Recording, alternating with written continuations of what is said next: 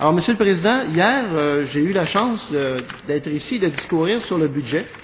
Alors, j'en suis fort heureux parce que finalement, le budget est très révélateur par rapport au discours inaugural.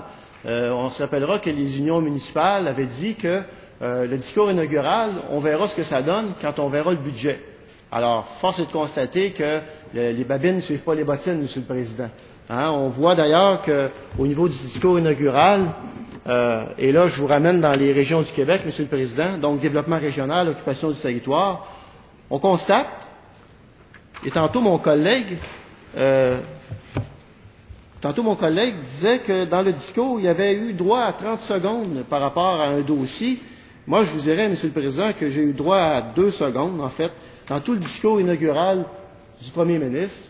Hein, on voit le mot « loi-cadre » pour assurer l'occupation, la vitalité des territoires en accord avec nos partenaires, les élus municipaux, les leaders régionaux. C'est tout. C'est tout.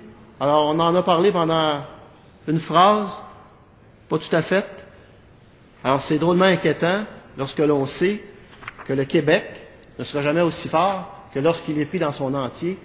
Et je le répète, Monsieur le Président, les régions ne se développeront jamais aussi bien que si on confie à ceux qui habitent les régions le développement de celles-ci.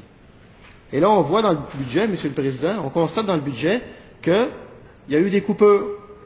Il y a eu des coupures dans le développement régional, notamment du ministère des Affaires municipales, Région Occupation du territoire, des coupures donc de 98,1 millions, dont 9 millions directement au développement des régions et de la ruralité. On constate, évidemment, que, encore une fois, les régions ne sont pas une priorité pour le gouvernement.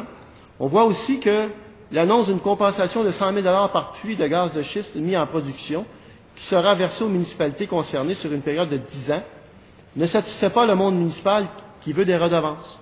Encore une fois, on rate la cible, Monsieur le Président.